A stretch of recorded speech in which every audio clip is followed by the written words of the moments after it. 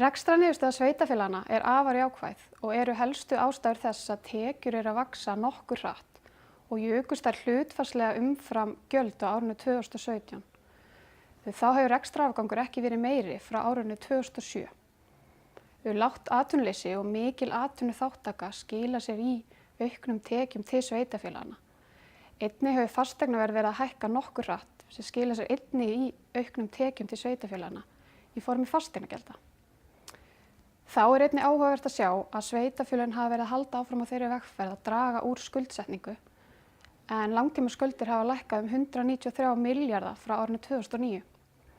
Hins vegar jukust skammtímaskuldir 12% á árinu 2017 frá fyrra ári og hafa ekki verið hærri í lengri tíma og má því áætla að langtímaskuldir og eða lífeyrisskuldbindingar sveitarfélaganna hafi verið á gjalddaga á liðnu ári.